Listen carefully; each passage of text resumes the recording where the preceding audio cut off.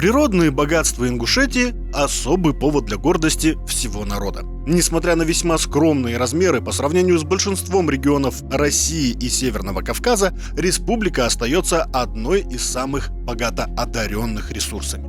Казалось бы, в горной местности не так много лесов, пригодных как для изучения, так и для использования в человеческой деятельности, но Ингушетия удивляет и здесь.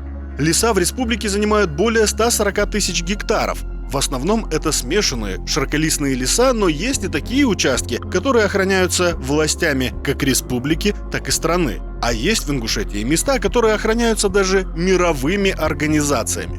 В целом в республике очень богатый растительный мир. Горные склоны характеризуются своим особенным, уникальным микроклиматом. На Северном Кавказе нет другой республики, в которой сохранилось бы столько разнообразных видов растений, которые соседствуют друг с другом. У подножия гор раскидываются богатые леса широколистных и хвойных деревьев. Поднимаясь выше, можно ощутить себя как в Альпах, причем луга Ингушетии ничуть не уступают по красоте европейским. На склонах гор практически нет деревьев, встречаются лишь небольшие кустарники, зато обилие трав радует своей пестротой. А на самих вершинах располагаются ледники, которые образуются уже в конце октября и сходят только в марте. Всего в горах произрастают около 200 тысяч видов разнообразных растений. Очень много ядовитых трав и сорняков. Дикие животные регулярно отравляются ими. На пологих местах растут бобовые, а также высокие сорные травы. В горах, где рельеф не позволяет расти высоким растениям, активно размножаются вьющиеся растения и заросли кустарников. В них размещаются животные, устраивают свои гнездовья птицы. Флора и фауна сплетаются в едином симбиозе, создавая уникальную экосистему Ингушетии. Растительный покров Ингушетии связан с вертикальной зоной и отличается большим разнообразием, что обусловлено многими причинами. Прежде всего, сложным рельефом, географическим положением территории и ее историей. Наряду с вершинами, достигающими более 4000 метров, в республике имеются низменности, лежащие на высоте до 300 метров над уровнем моря. Сложный рельеф определяет пестроту климата, почв и растительности. В степной зоне на наиболее увлажненных северных склонах Теркского, Сунжского хребтов встречаются разнотравно-злаковые растения, наряду с ковылями, типчаком, тонконогом и бобовыми. Степи богаты видами разнотравия – васильки, девесил, цикорий, чебрец, душица, шалфей, гвоздика и множество других трав.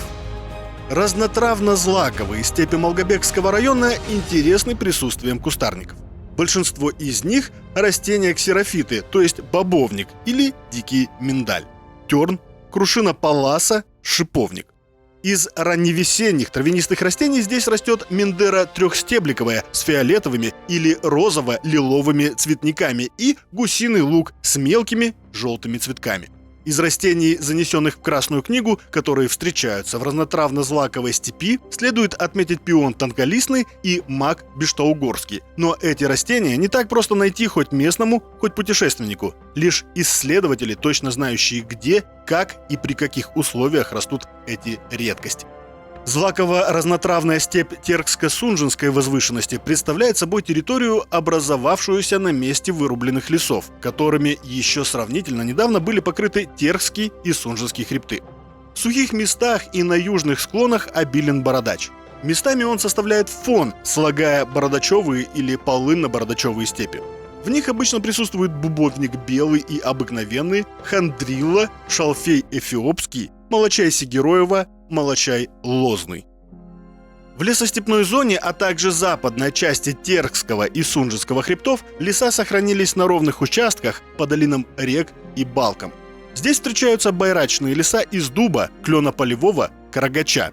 Открытые склоны покрыты зарослями держидерева, крушины, дуба, кизильника, барбариса, шиповника и спиреи. Горными лесами покрыты черные горы и нижние части северных склонов пастбищного, скалистого и бокового хребтов. Их верхняя граница проходит на высоте 1800 метров над уровнем моря, но в некоторых местах она повышается до 2200 метров. Нижние части склоны Черных гор покрыты невысоким лесом из разнообразных пород, основу которого составляют различные дикорастущие фруктовые растения – яблоки, груши, кизил, алыча, мушмула. Здесь же распространены дубравы с примесью ясеня, клена, черешни. А на влажных местах около ручьев и рек растут ильмы, тополя и ольха. Подлесок составляют густые заросли лещины и боярышник. Чем выше в горы, тем больше состав леса изменяется. Здесь уже приобретают буковые, смешанно-буково-грабовые леса с примесью карагача, липы и ясеня. В травостое буковых лесов много папоротников, страусово перо, шиповник, многоножка. Травянистые растения представлены кислицей обыкновенной, шалфеем клейким, недотрогой, ясминником душистым, копытенем грузинским, слезоночником, черемшой. В виде подлеска в буковых лесах встречаются реликтовые растения, например, тис ягодный. Небольшие тисовые рощи имеются по берегам Фортанги и Ассы. Большинство лесов Ингушетии традиционны для горных местностей и предгорий, однако в республике есть поистине уникальные лесные массивы. Чтобы познакомиться с основной массой лесных чудес и редкостей республики, достаточно отправиться в один из самых крупных заповедников – Эрзи. Заповедник Эрзи – место, в котором сильно пострадала природа и образцы традиционного зодчества. Стычки с боевиками происходили тут на протяжении 15 лет, но теперь горная Ингушетия полностью открыта для туристов и любителей природы, готовая показать почти всю кладовую своих рекреационных и культурно-исторических ценностей. Эрзи – бриллиант Ингушетии.